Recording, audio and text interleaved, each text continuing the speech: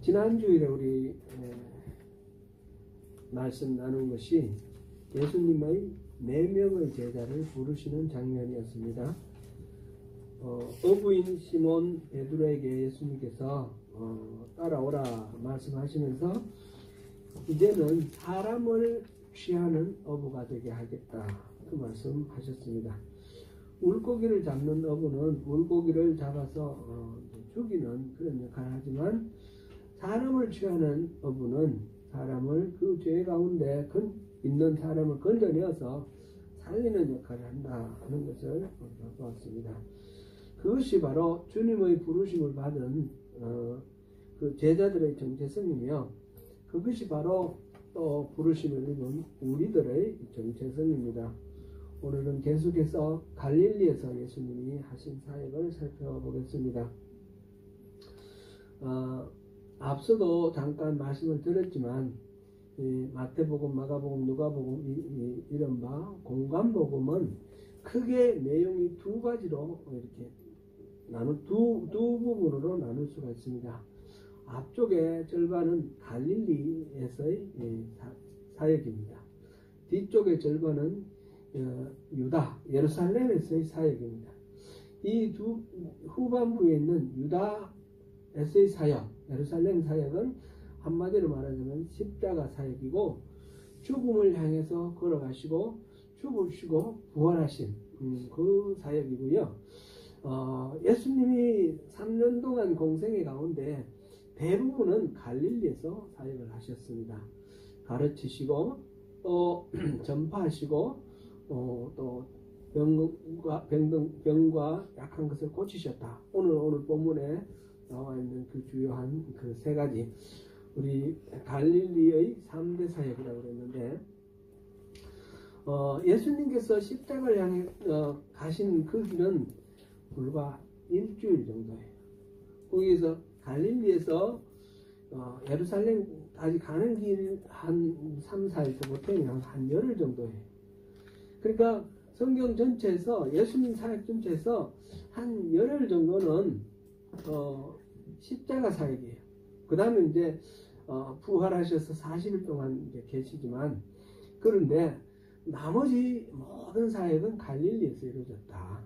우리 갈릴리 사역의 의미를 우리가 그런 어떤 시간적인 길이도 한번 생각해 보면서 보면 좋겠습니다. 마태복음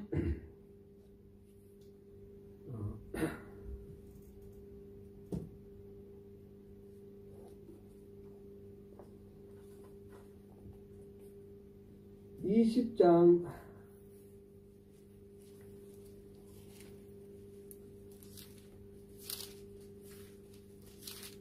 17절부터 19절까지 한번 보시겠습니다. 이게 맞나요? 20장 17절부터 19절 같이 한번 읽어보겠습니다. 시작. 예수께서 예루살렘으로 올라가려 하실 때에 12제자를 따로 데리시고 길에서 이르시되, 보라, 우리가 예루살렘으로 올라가노니 인자가 대제사장들과 서기관들에게 넘겨짐에 그들이 죽이기로 결의하고 이방인들에게 넘겨주어 그를 조롱하며 채찍질하며 십자가에 못 박게 할 것이니 제3일에 살아나리라. 아멘. 갈릴리 사역을 마치고 예루살렘에 이제 입성하겠다라는 것을 지금 제자들에게 알리는 그런 장면입니다. 예수님께서 십자가를 지시고 순환을 받으시겠다는 것을 제자들에게 알린 건 3번 있는데, 세 번째 지금 이 이야기를 하시고는 바로 예루살렘을 향해서 출발을 하셨습니다. 이는 마태복음에서도 그렇게 나오고 마가복음, 누가복음 이렇게 나와 있는데, 그러니까 지금 20장이잖아요. 20장까지는 갈릴리 사역이고 그 다음부터는 십자가 사역이다, 이렇게 보면 되겠습니다. 이 마가복음 10장 32절에 이 부분이 이 대목에 나와 있고, 누가복음 18장 31절에 이렇게 공통적으로 등장하는 그런 내용입니다. 그러니까 이렇게 볼 때 갈릴리 사역 전체가 지금 예수님의 공생애 중에 가장 많은 분량을 차지하고 예수님의 그 살아생전, 죽으심 빼놓고 나머지 살아생전의 모든 사역은 갈릴리 사역이라고 볼 수 있는데, 그 갈릴리 사역을 한마디로 요약한 것이 오늘 본문이다 는 거죠. 오늘 본문 23절 같이 한번 읽어볼까요? 다시 한번 오늘 본문 23절 같이 읽겠습니다. 시작.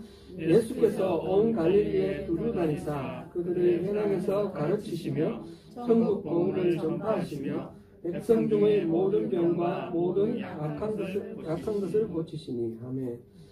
회당에서 가르치시고 천국 복음을 전파하시고 병과 약한 것을 고치셨습니다. 이 세 가지 사역 3대 사역이라고 제가 이름을 붙였는데 그렇게 우리가 기억하시면 좋겠습니다. 사실은 갈릴리 사역에서 이 3대 사역하고 똑같은 비중, 갈릴리 사역의 전체를 따지면 기둥이 2개가 있는데 이 3대 사역과 똑같은 기둥이 하나가 더 있어요. 그거를 알기 위해서 우리가 한 번 더 조금 더 눈을 멀리해서 살펴보면 좋겠는데요. 우리 마태복음 9장 35절을 먼저 한번 읽어보겠습니다. 시작. 예수께서 모든 도시와 마을에 두루 다니사 그들을 회당에서 가르치시며 천국 복음을 전파하시며 모든 병과 모든 약한 것을 고치십니다. 약간의 표현은 차이가 있지만 내용은 똑같죠. 그러니까 4장 23절하고 9장 지금 35절 똑같은 내용이 나와 있어요. 우리 성경 우리 읽다 보니까 수사하는 기법 중에 아주 많이 우리가 만나는 게 A, B, C, B-, A- 이런 구조 있죠. 데칼코마니 같이, 그죠? 샌드위치 기법 이렇게 제가 말씀드렸는데 A 나오고 그 다음에 B 나오고 그 다음에 C 나오고 그 다음에 나오는 거는 요 중간에는 B와 비슷한 B-가 나오고 그 다음에 A와 비슷한 A-가 나오는 거예요. 그런 기법이 많이 나오는데 바로 오늘 본문을 그런 관점에서 볼 수 있다는 거예요. 먼저 A가 4장 18절부터 22절 우리 지난주에 봤던 4명의 제자를 부르는 내용이 있었어요. 그리고 사람을 취하는 업으로 4명의 제자를 구했는데 불렀는데 오늘 내용이 뭐예요? 갈릴리 사역의 모습이 나와 있죠. 갈릴리 사역의 모습. 이렇게 그게 제자들 4명 제자를 부르는 게 A, 그 다음에 갈릴리 사역하는 게 B, 그 다음에 나머지는 5장 1절부터 9장 34절까지는 한 덩어리로 내버려 두고 그 다음에 9장 35절부터 나오는 말씀이 또 오늘 우리가 본 본문하고 똑같은 내용이었어요. 갈릴리 사역의 모습. 그리고 9장 36절부터 10장 4절까지 거기 보면 12제자를 부르시는 그런 장면이 나와요. 여기서는 4명의 제자를 불렀고 이제 12제자를 부르신 12제자의 이름을 다 명하시고 하는 그 추수할 일꾼이라는 제목으로 12제자를 세우는 그런 장면이 나옵니다. 그러니까 A, B, C, B-A- 이런 방식으로 나와 있다 이렇게 보면 되겠습니다. 그래서 C의 내용을 감싸는 것이 지금 가운데 있는 게 가장 중요하다 그랬잖아요. C의 내용을 감싸는 것이 지금 A와 B, B-C, A- 이렇게 있다 이렇게 보면 되겠고 이 A와 B의 내용이 C 안에 또 다시 강조되어 나옵니다. C 중에서 보면 9장 9절부터 13절 보면 그 세금을 거두고 있는 레위 마태를 부르는 장면이 나와요. 그럼 제자를 부르는 장면이 한가운데 또 있습니다. 그래서 이 눈으로 보시니까 훨씬 더 이렇게 선명하죠. 예. 그래서 또 C를 중심으로 B와 A와 A가 감싸고 있는데 이 A와 B가 중요한 주제라는 겁니다. A는 뭐예요? 제자를 부르는 거예요. 그죠? B는 갈릴리 3대 사역. 이게 두 기둥입니다. 예수님의 갈릴리 사역 3년 동안 공생이 하는 모든 그 사역들을 가만히 보면서 크게 대별을 하면 제자들을 불러가지고 훈련시키는 장면, 그리고 이 나머지 세 가지를 하시는 장면, 이런 것으로 말할 수 있습니다. 이 A와 B, 이것이 이 안에도, 이 안에 C라고 감산하는데 전체를 이렇게 해놨는데 그 안에도 바로 이 두 가지가 들어있습니다. 지난주에 제가 마태복음 얘기를 할 때 5가지의 설교가 중요한 어떤 흐름의 중심을 잡고 있다 그랬는데, 여기서 보면 5장부터 7장까지 무슨 설교예요? 산상수훈이잖아요. 그죠? 산상수훈이 지금 5장부터 7장까지 있고, 그 다음에 10장이 뭐냐면 제자들을 어떻게 훈련시키고 파송하느냐, 그게 제자들에 대한 설교가 나와 있고, 13장은 뭐냐면 그 천국이 뭐냐, 천국에 대한 이야기가 쭉 나와 있습니다. 그렇게 지금 요 한 덩어리 안에 3개의 설교가 이렇게 들어있는데, 그 C 안에 그 3개의 설교가 들어있다, 이렇게 보면 되겠습니다.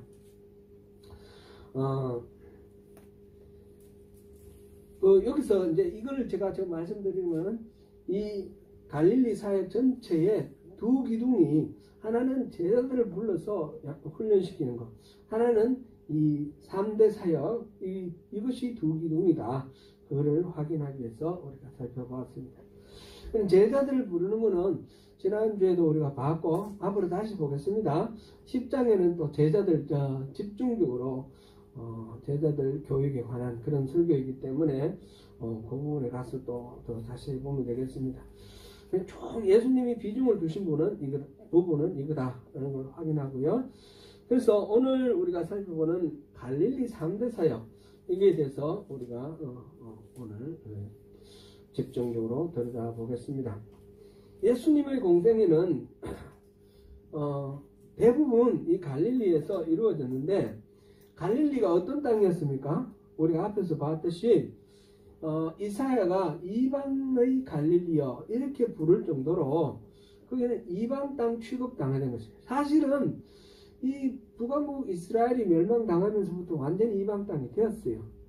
그리고 지금 맨 나중에 회복되는 땅이에요. 우리가 지난주에도 우리가 살펴봤는데, 마카베오 혁명으로 해서 독립을 쟁취한 그 하스몬 왕조에서 BC 한 100년 정도, BC 정확하게는 101년 정도, 1년일 겁니다. 그때 갈릴리를 점령을 했어요. 그 이전에는 다 시리아 땅이에요. 시리아 땅, 아람 땅이었어요. 헬라 지역에. 그랬는데 그때 비로소 갈릴리가 유대 땅이 되었고, 그래서 예수님 당시 우리 생각해보면 지도를 생각해보면 맨 위에 갈릴리 있고 중간에 사마리아 있고 아래쪽에 유다 있고, 이게 이제 우리 성경에 보는 그 유다 땅이라 생각하는데, 그게 갈릴리가 여기에 편입된 거는 예수님이 오시기 100년 전이다라는 거죠. 그리고 그 땅은 실질적으로 한 800년 정도는 다윗 왕 때부터 시작해서 북왕국 이스라엘이 망할 때까지 800년 정도는 사실상 이스라엘이 사람들이 주로 살았지만, 그 나머지 땅은, 그 나머지 시대는 유사일에 계속 이방인의 땅이었습니다.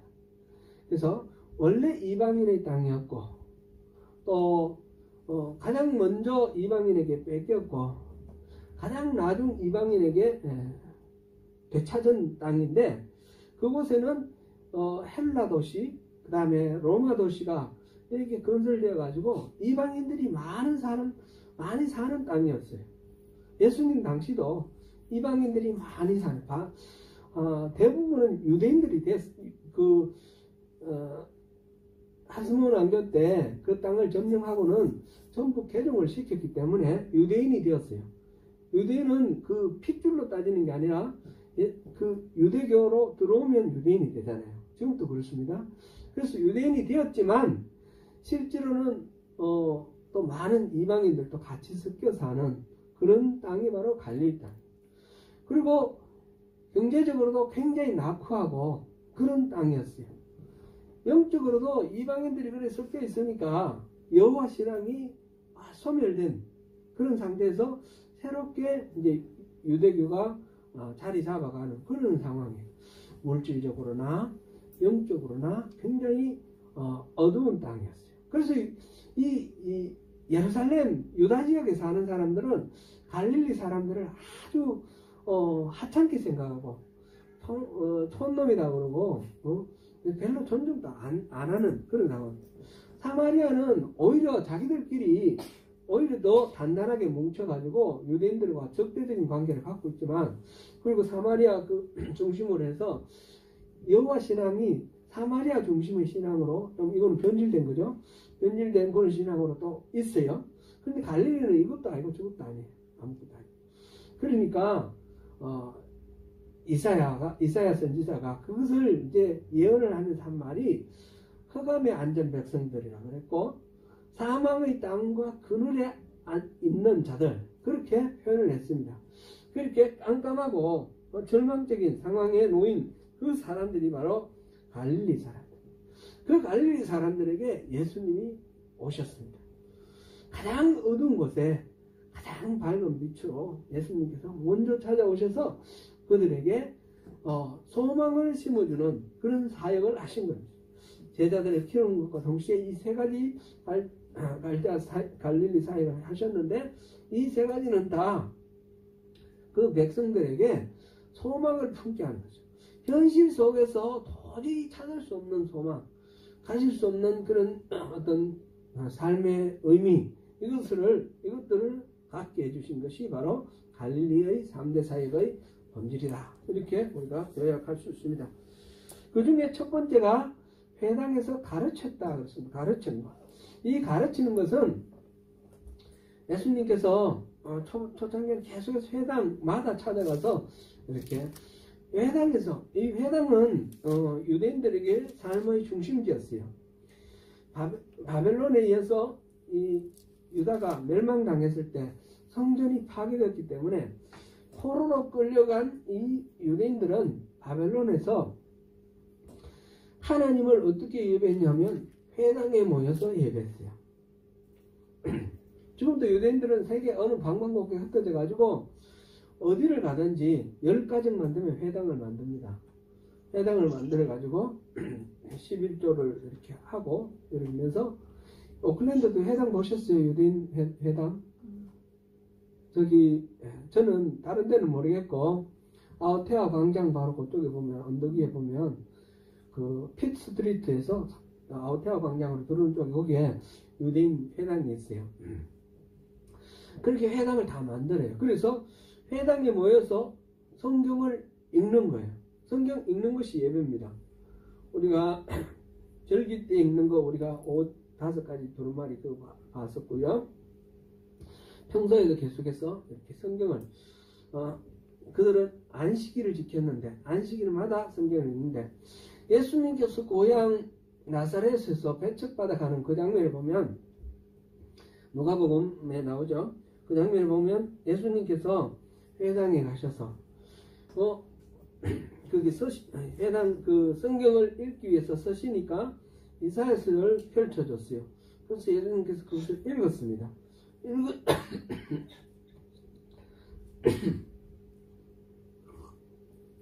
예수님이 그때 펼쳐진 내용을 읽은 것이 바로 이사야서 61장 1절 나오는 그런 내용인데, 바로 주의 성령이 내게 임하셨으니 이는 가난한 자에게 복음을 전하게 하시려고, 이렇게 이어지는 그런 말씀입니다.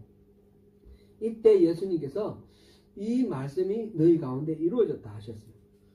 주의 성령이 지금 예수님께 임해서 어두운 자에 있고 가난한 자에게 바로 복음, 굿뉴스, 이 기쁜 소식을 전하는 이 굿뉴스가 이제 성취되었다.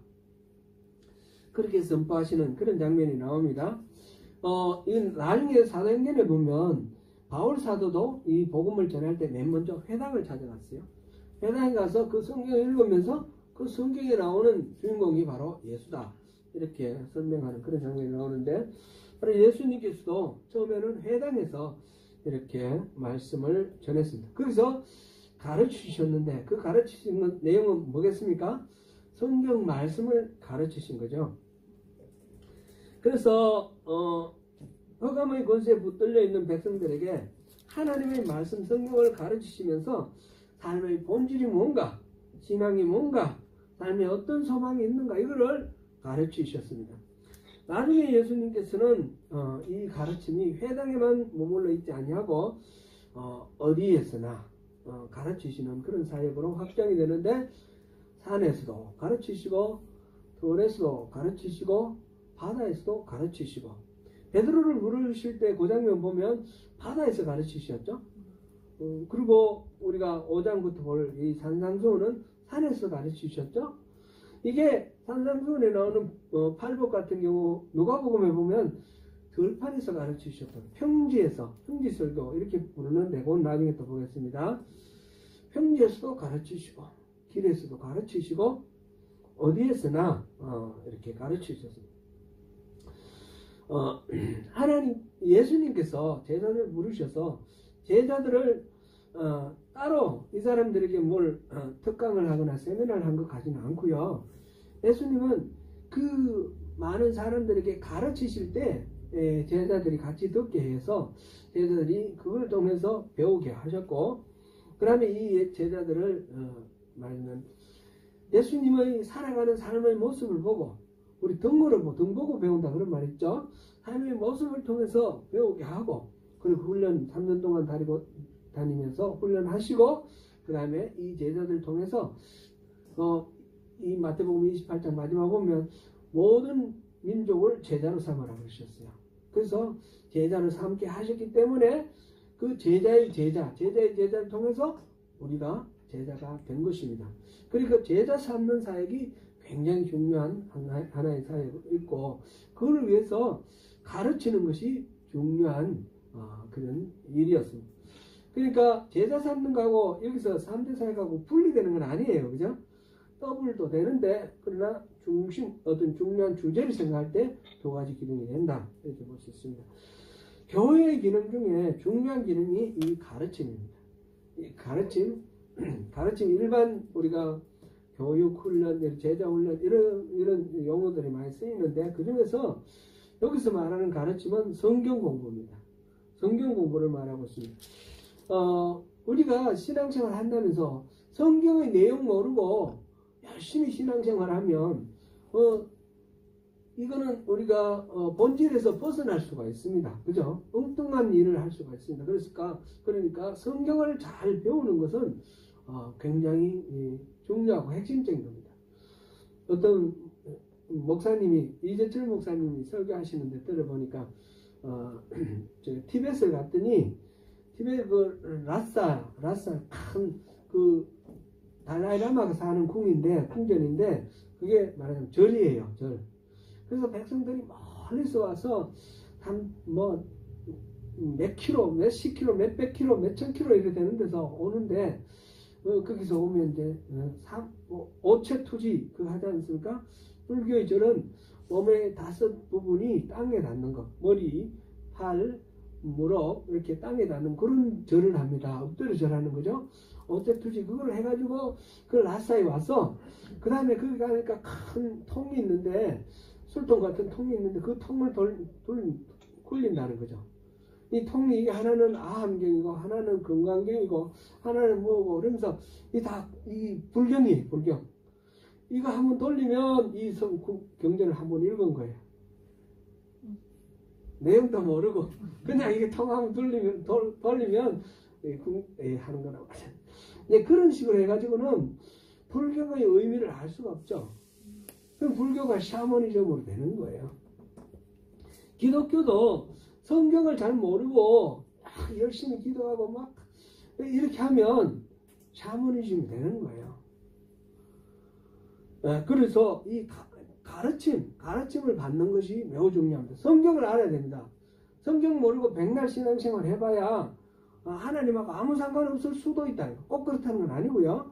전혀 몰라도 하나님께서 또 선한 은혜로 이끌어 가실 수도 있지만 우리가 가르침과 배우는 그것을 소중하게 여겨야 된다. 그것을 제가 강조를 하는 말씀입니다. 코로나 바이러스 팬데믹 때문에 또 더더욱 그렇기도 하지만 우리 교회에서 이 교육의 성경 교육의 그 기회가 참 이렇게 잘 안 되는 것이 있어서는 굉장히 많이 지금 안타깝게 생각하는 부분입니다. 두 번째는 천국의 복음을 전파하셨습니다. 예수님의 공생에서 제1성이 무엇이었습니까? 첫 번째 하신 말씀, 회개하라, 천국이 가까이 왔느니라. 여기에는 뭐 다른 설명이 필요 없습니다. 그 메시지를 선포하는 겁니다. 이게 지금 전파한다라는 말, 이 말의 의미입니다. 하늘나라의 복음을 이렇게 선포하는 것. 여기서 전파라는 말을 선포라고 이렇게 바꾸는 것이 언어에 더 가까운 번역이다. 이렇게 볼 수 있겠습니다. 하나님 나라의 기쁜 소식, 그것을 허감에 앉아있는 자들에게 침체되어 있지 말라, 낭망하지 말라, 절망하지 말라. 하나님 나라가 가까이 왔다. 우리 죄를 널어보고 회개하라. 하나님 나라를 우리가 누릴 수 있다. 이게 바로 지금 예수님께서 전파하신 내용입니다.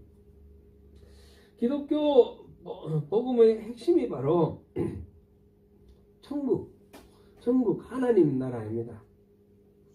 이것을 마태복음에서는 주로 천국, 하늘나라 이렇게 번역을 그렇게 표현을 했고, 누가복음과 마가복음 다른 데서는 물론 이게 이제 같이 섞여 쓰이기도 하지만 누가복음 같은 경우는 확실하게 하나님의 나라 이렇게 되어 있습니다. 하늘나라는 The Kingdom of Heaven이고요. 하늘나라 The Kingdom of Heaven이고, 하나님의 나라는 뭐예요? The Kingdom of God. 그죠? 이 같은 데입니까? 다른 데입니까? 이거 가지고 막 신학적인 논쟁을 하기도 합니다. 그런데 하늘나라는 어떤 공간적인 개념이 느낌이 드는데, 그 heaven이지 스카이가 아니에요.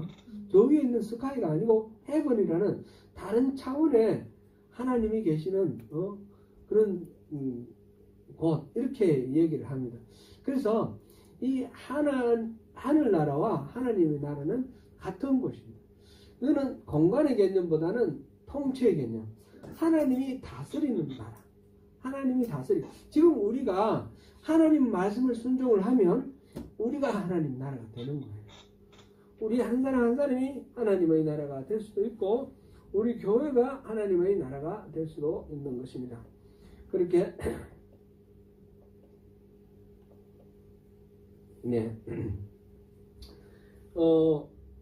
하나님의 나라, 천국은 이 세상의 나라와는 다릅니다. 이 세상의 나라는 뭐 단순하게 표현하면 권력과 부 이런 게 다 힘이 되어서 힘이 강한 자가 힘이 약한 자를 지배하고 다스리도록 그렇게 되어 있습니다. 거기는 능력도 있고요, 어떤 뭐 재능도 있고 여러 가지 힘이 될 수 있는 요소들이 있어요. 그래가지고 힘이 없는 사람을 지배하고 다스리는 것이 당연하게 여기지는 그런 세계가 이 땅의 나라죠. 하늘과 반대되는. 그러나 하나님의 나라, 하늘나라는 그런 힘이, 모든 힘이 다 하나님의 힘에 굴복되는 나라이기 때문에 그 힘으로 사람을 정복하고 다스리고 지배하고 이렇게 할 수가 없습니다. 하나님의 사랑만이 유일하게 통용되는 원리가 되는 그런 것이 바로 하나님 나라죠. 교회가 전할 복음은 이 세상의 나라, 이 세상의 원리, 이것이 아니라 하나님의 나라, 하나님의 그 원리, 그것을 전파하는 것입니다. 첫 번째에서 말하는 그 가르침하고, 가르치는 것하고, 지금 두 번째로 말하는 이 전파하는 것이, 다르게 구분을 해놨지만 사실상, 많이 오버랩이 됩니다. 이, 가르치다는 말은, 이 헬란 말로 디다스코라는 단어를 썼고요. 이 전파하다는 말은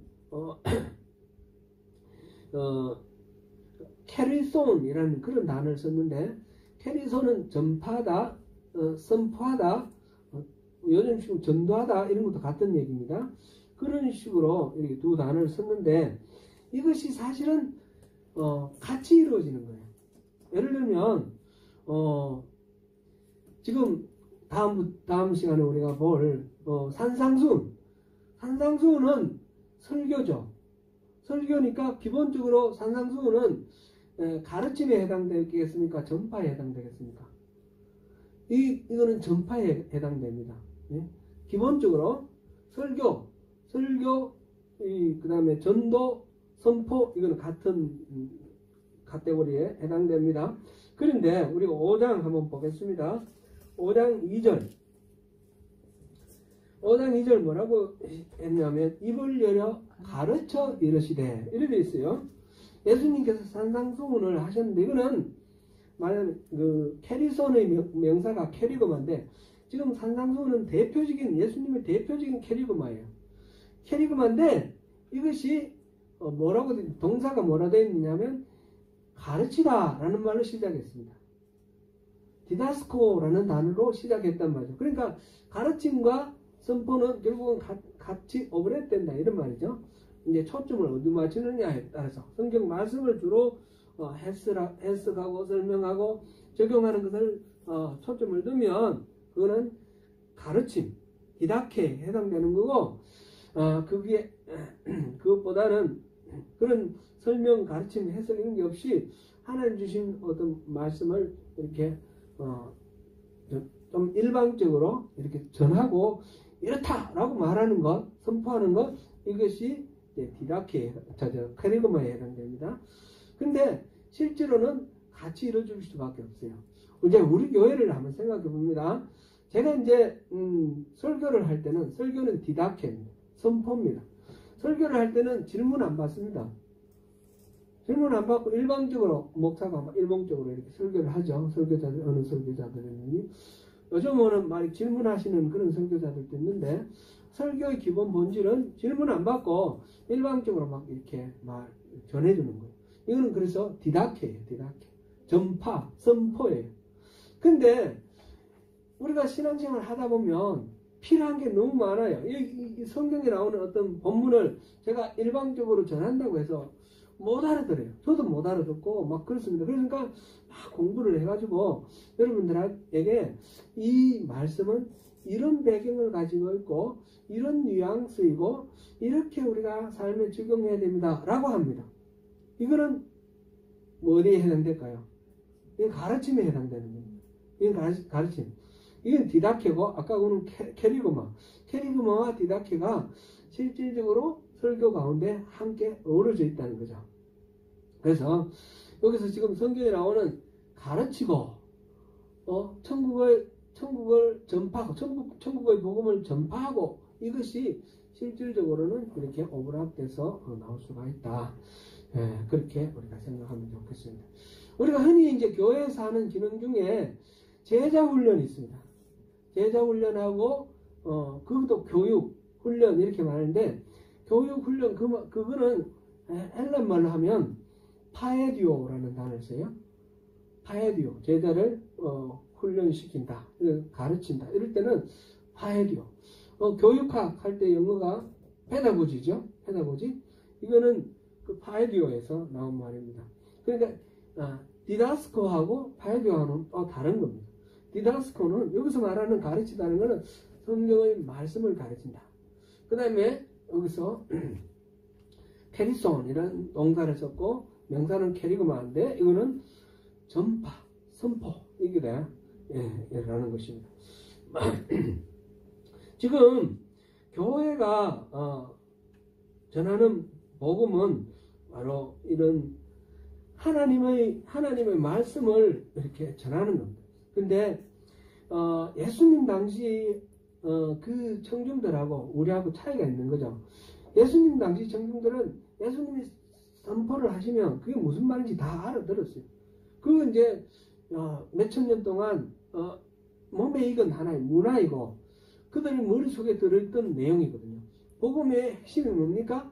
메시아가 오신다는 거 아닙니까? 그죠? 메시아, 그리스도.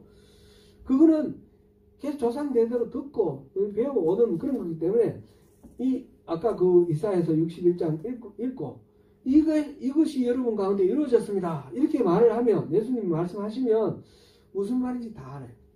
거기 앉은 사람. 자기가 메시아라고 하는구나. 그래서 예수님이 고향에서 쫓겨나잖아요. 그렇게 되는 거예요. 근데 우리는 그 말 듣고 모르는 거예요. 그러니까 설명도 필요하고 그 다음에 뭐 배경 연구도 필요하고 막 이렇게 되는 거죠. 그런 거를 염두에 두면서 우리 신앙생활 할 때에 우리는 그 유대인들하고는 좀 다른 그런 상황이니까 이런 부분도 필요하다. 근데 이거를 모르고 그냥 성경만 읽어가지고는 이 내용을 충분히 알 수 없고 하나님과의 관계를 온전히 맺는데 불편함이 있을 수 있으니까 그러니까 교회에서 교육을 잘 시켜야 되고 잘 받아야 된다는 겁니다. 가르침을 잘 받아야 된다. 그것을 우리가 염두에 둬야 되겠습니다.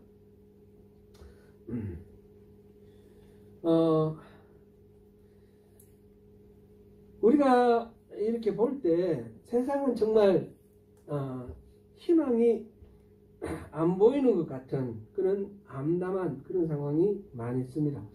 제가 이제 자주 그런 말씀을 드렸는데 우리 자녀들이 살아가는 세상은 어떨까 막 이렇게 염려가 될 때가 있습니다.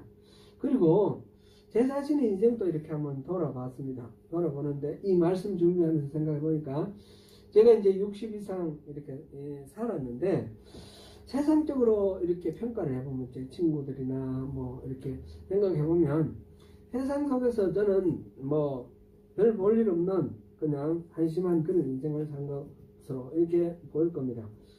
제 아들이 이번 학기에 이제 논문을 쓰고 있는데 이제 논문 다 쓰면 이사를 가야 돼요.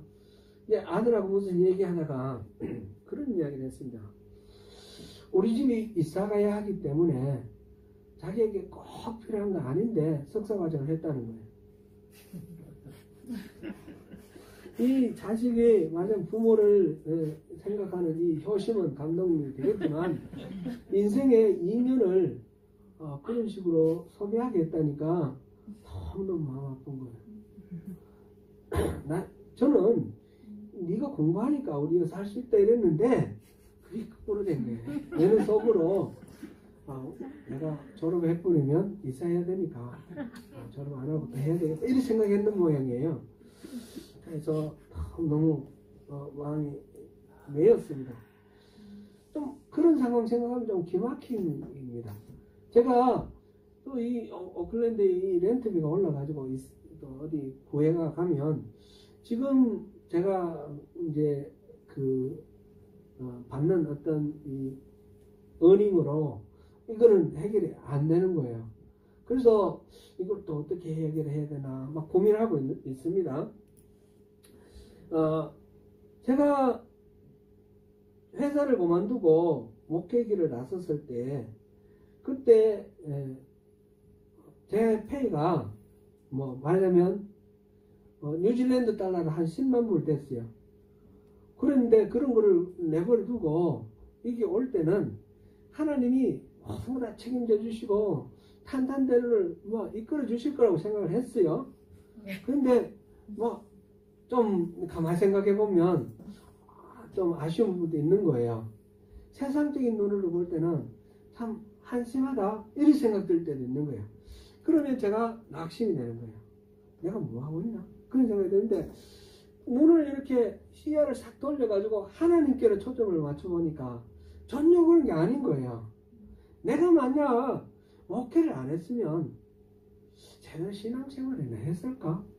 생각해보니 저는 제 자신이 그렇게 믿음이 있는 사람도 아니었고 그렇게 뭐 경고한 사람 아니었어요.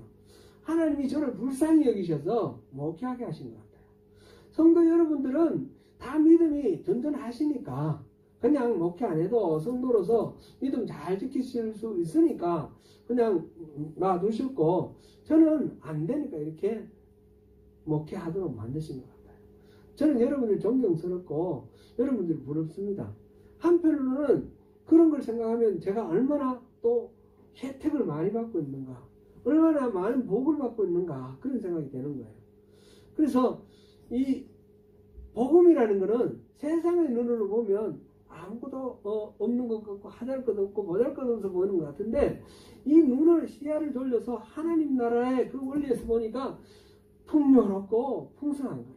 물론 하나님께서 원하시는 만큼 내가 충성을 다했느냐, 얼마만큼 하나님의 마음을 기쁘게 해드렸냐, 이런 관점에서 평가를 해봤을 때 제가 부끄러운 점이 많고 또 모자라는 점이 많지만, 그럼에도 불구하고 하나님이 나를 살리셨다, 그런 기쁨이 있고 그런 만족이 있는 겁니다.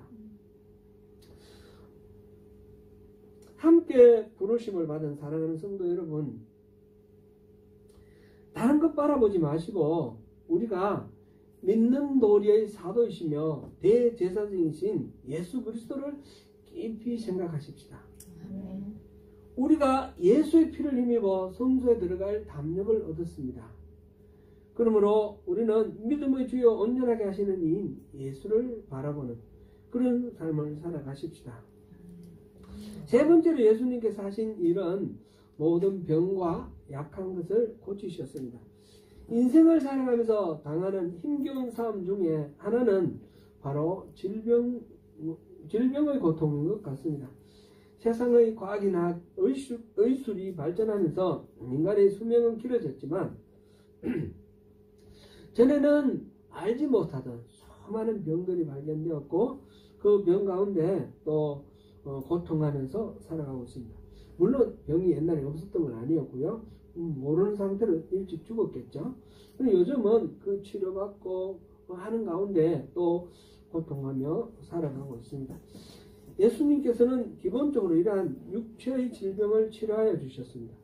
24절에 보니까 그 종류들이 쭉 나열되어 있는데, 모든 앓는 자, 곧 각종 병에 걸려서 고통당하는 자, 귀신 들린 자, 간질하는 자, 중풍병자들을 데려오니 그들을 고치시더라.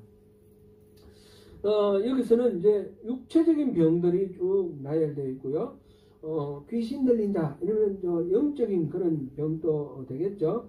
그 다음에 23절에 보니까 또 모든 약한 것을 고쳤다. 약한 것은 병으로는 별로 안 되더라도 어떤 체력이 약하다든지 정신력에 여러 가지 어려움이 있어서 마음의 병을 앓고 있다든지 이런 것들을 가리키는 말로 이렇게 생각하면 되겠습니다.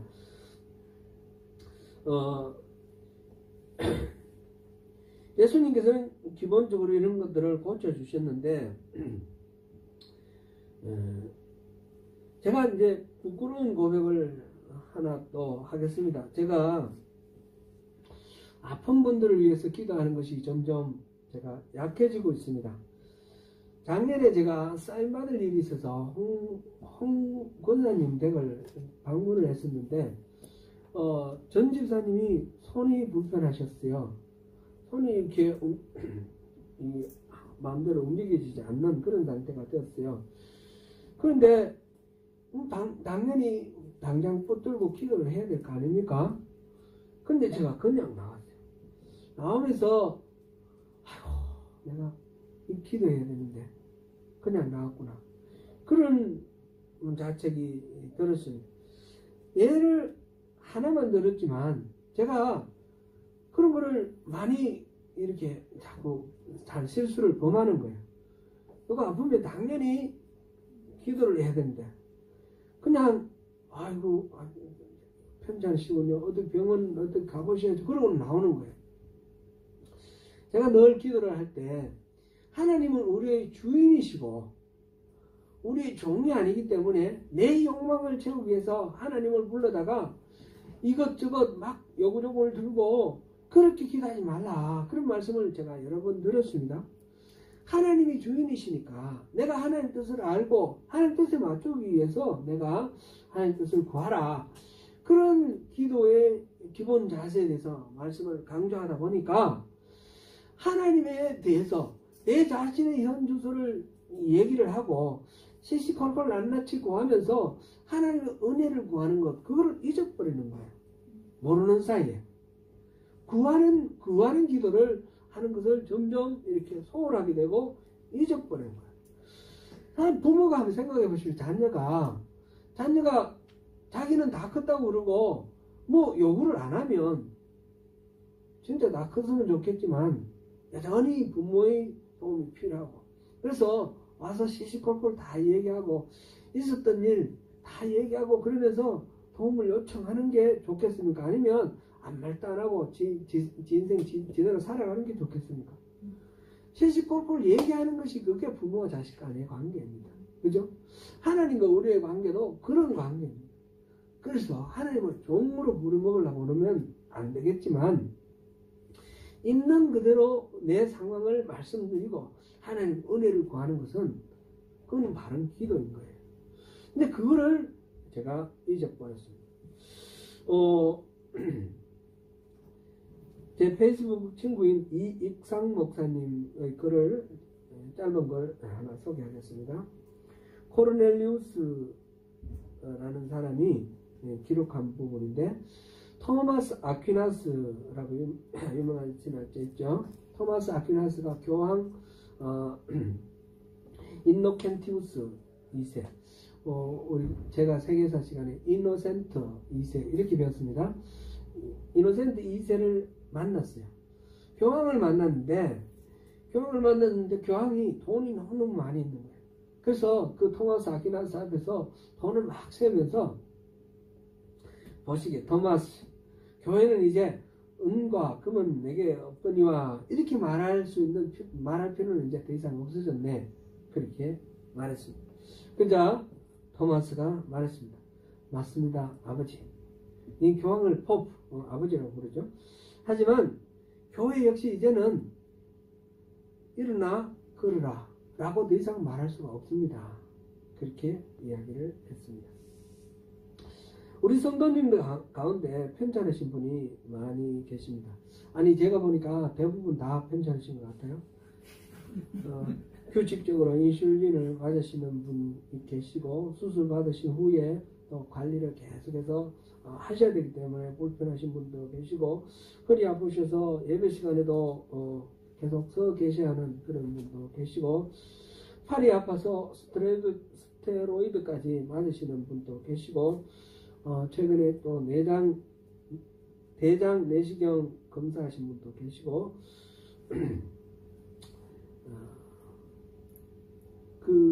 또 이석증 있으신 분도 있으시고, 담석증으로 고생하시는 분도 계시고, 눈망막 시술하신 분도 계시고, 머리 아프신 분도 계시고요.